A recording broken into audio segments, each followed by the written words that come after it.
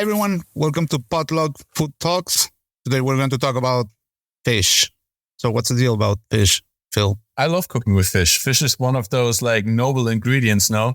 There's something about it where it's like, I think it's really easy to fuck it up, but like if you get it right, it's like, I feel like it's one of those things that like very few places get it right. It's like some people, they get it to a state where it's like, it's all right. It's okay. It's not completely cooked to shit, but there's really few places that really nail fish cooking.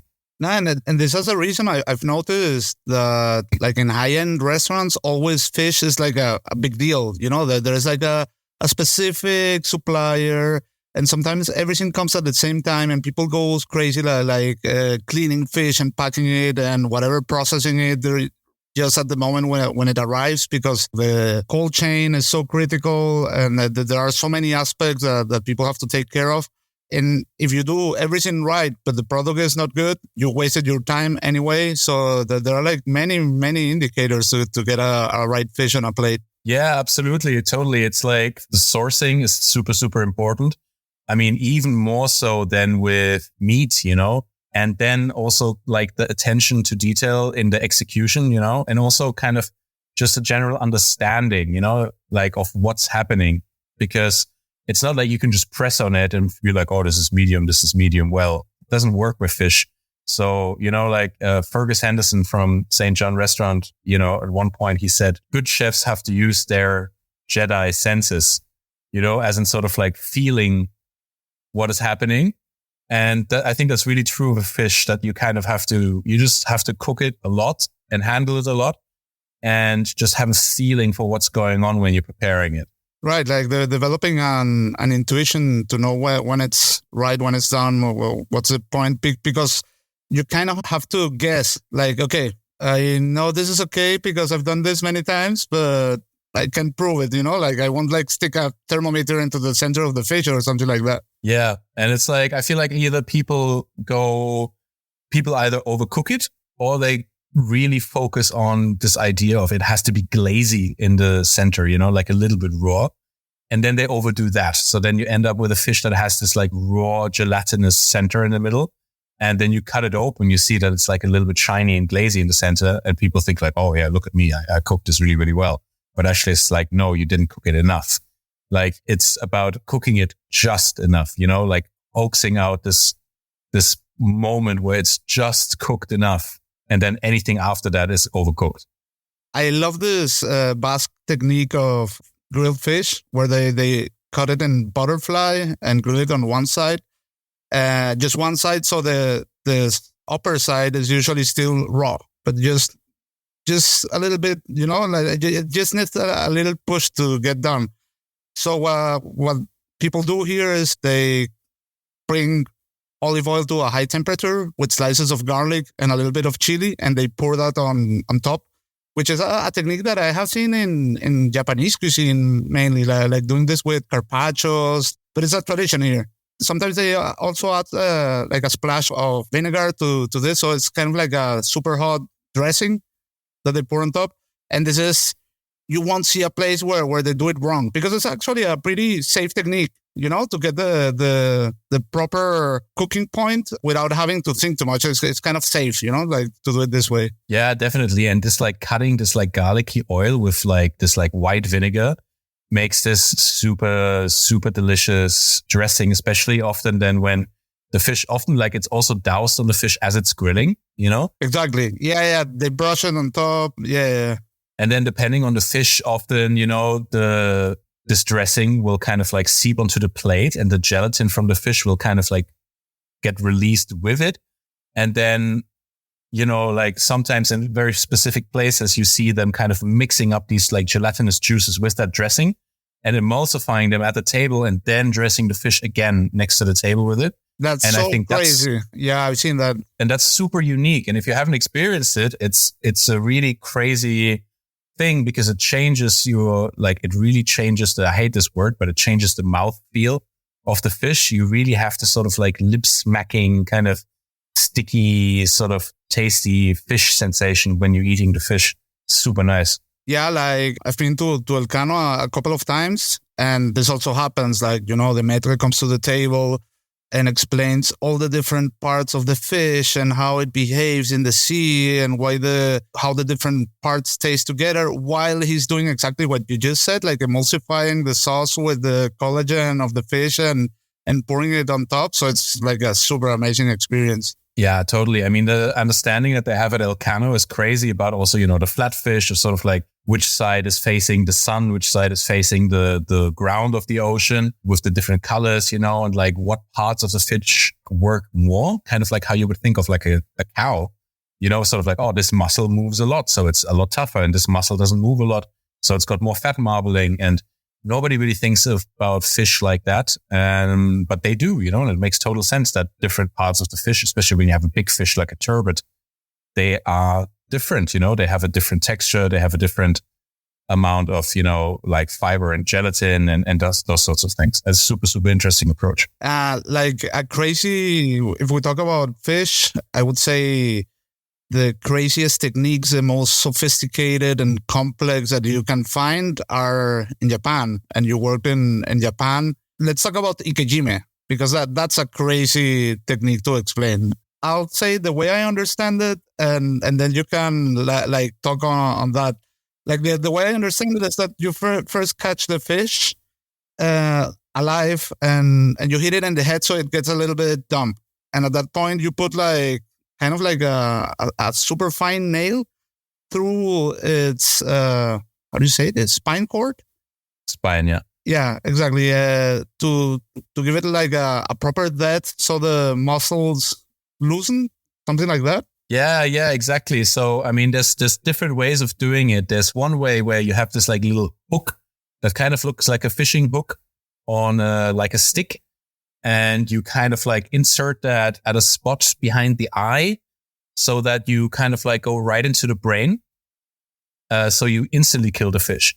It sounds very brutal and very gruesome, but actually it's very humane because it instantly kills the fish, right? Instead of in, not so well practiced fishing habits where the fish just kind of like gets thrown onto the deck and suffocates and it's like flopping around and kind of stressing itself out and also damaging itself, or like, fish that just kind of get whacked over the head. And so there's like, they get hematomes and also a lot of stress and is released into the muscles of the fish, which is the fillets.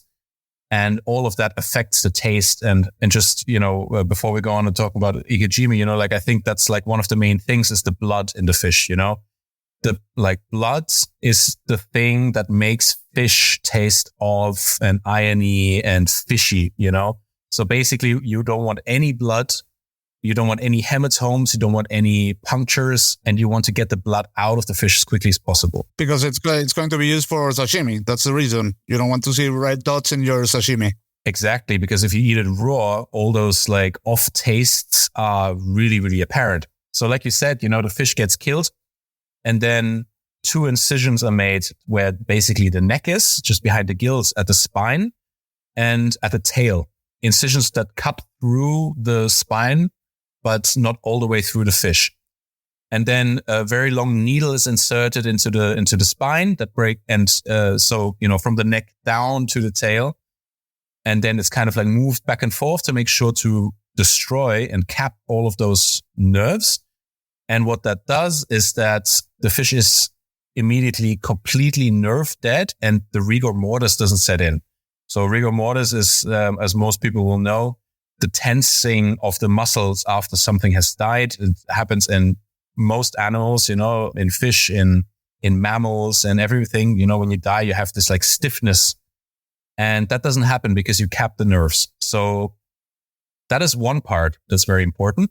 But then the other part of ikejime that's really important is that then after that is done, the fish gets put into an ice bath for a certain amount of time. Now, this has the effect that the blood gets to circulate out of the fish through the spine.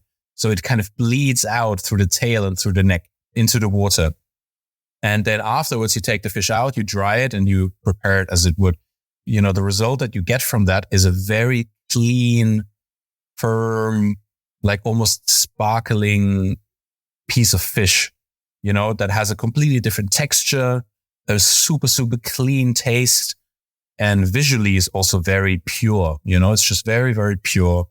it gives you like a 10-time better quality of fish if done right. It also comes to my mind, I would say like an old school French chef would say that you don't want to eat your fish super fresh, like freshly killed from the day. Like you would prefer to wait like 2 days.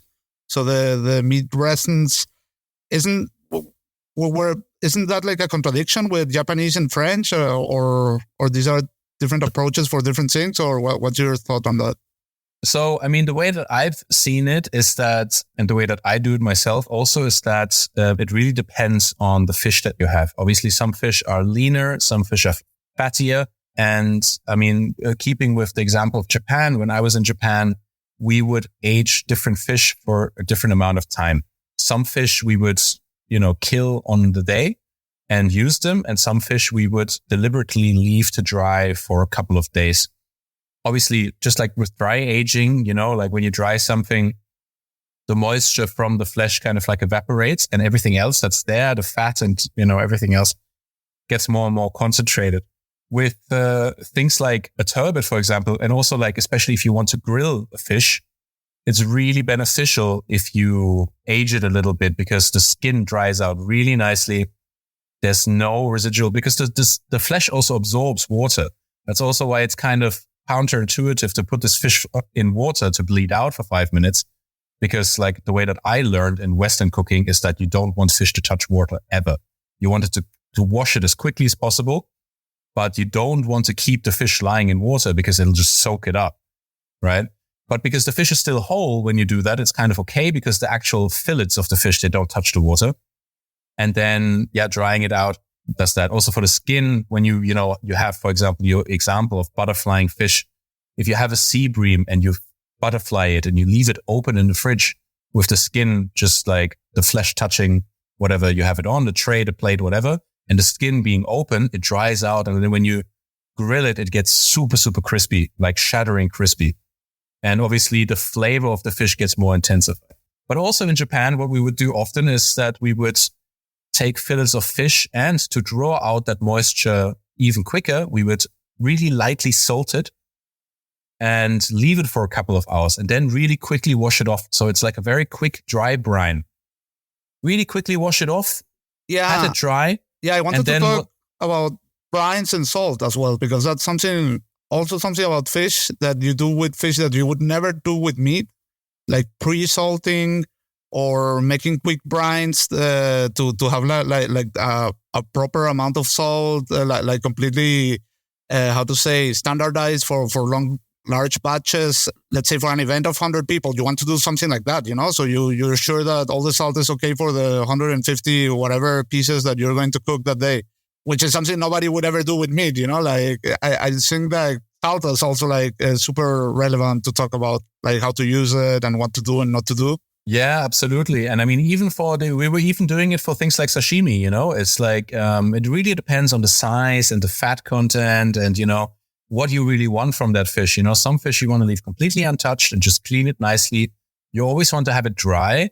You don't want the fish to be sitting in its excess liquid. But yeah, some pieces we would salt and then wash again, and then pat dry.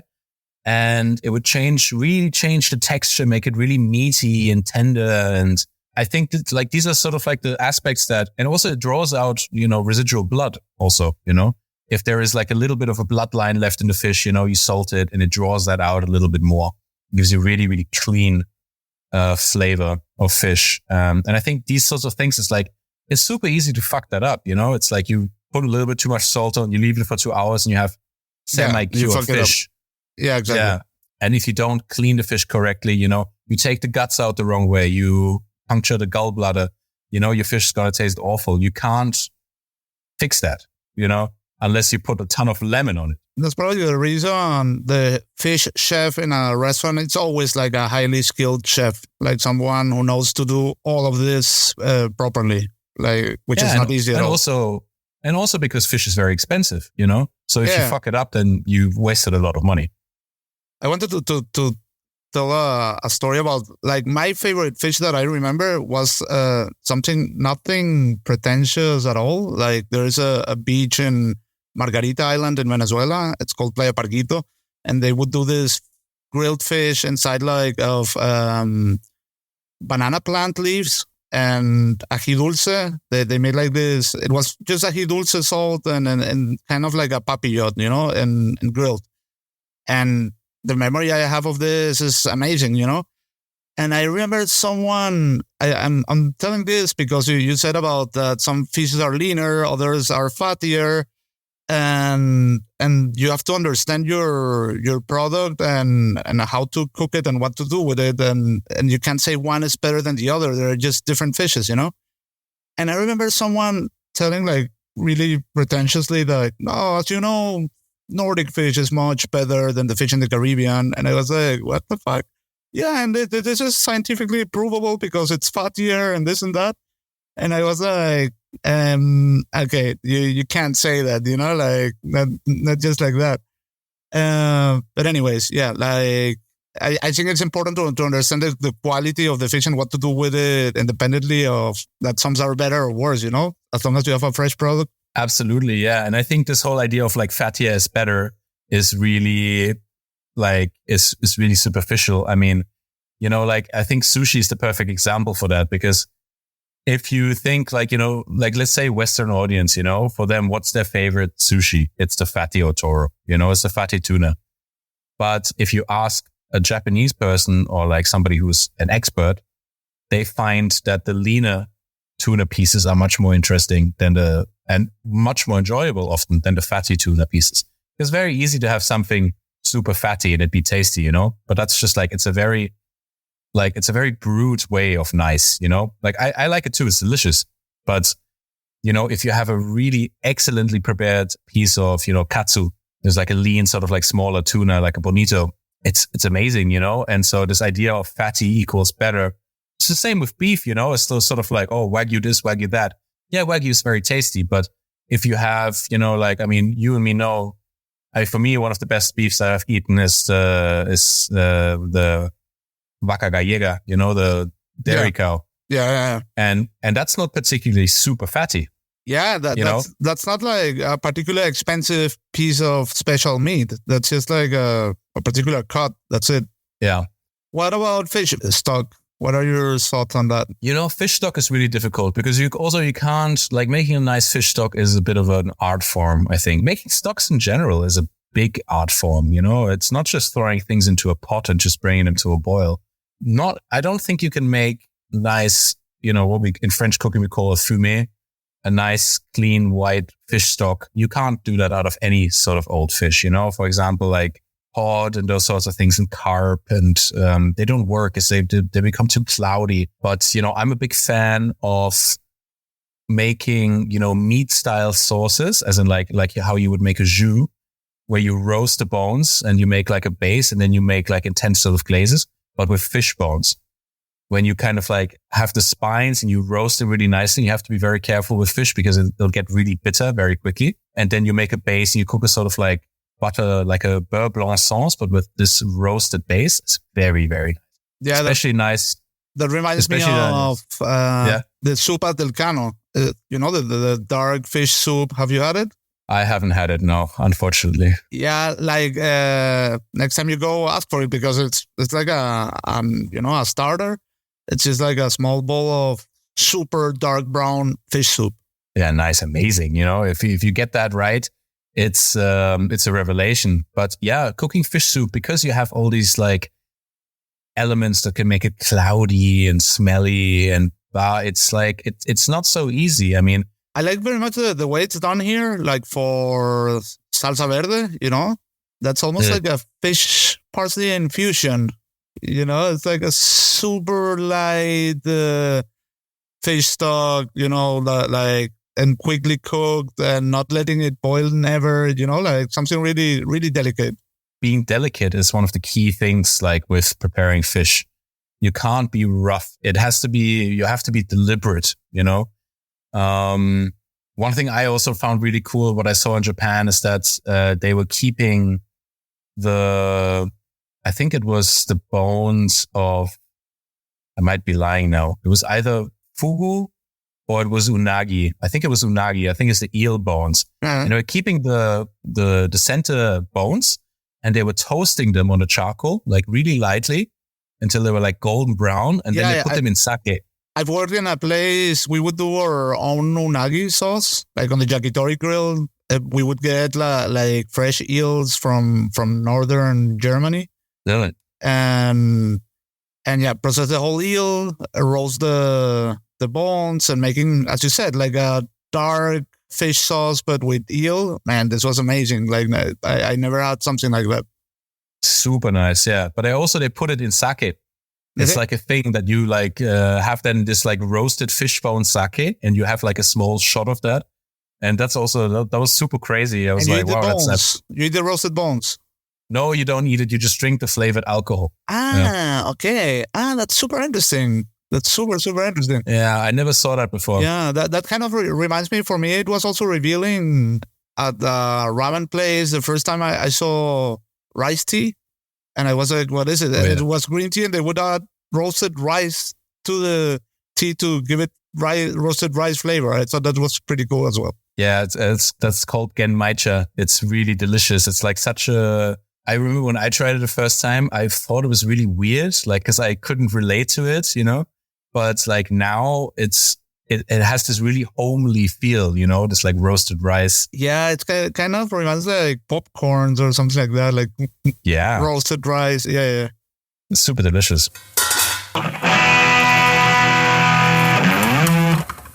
That's it for this week's episode of Potluck Food Talks. If you like what we're doing, make sure to subscribe to the podcast so you never miss an episode.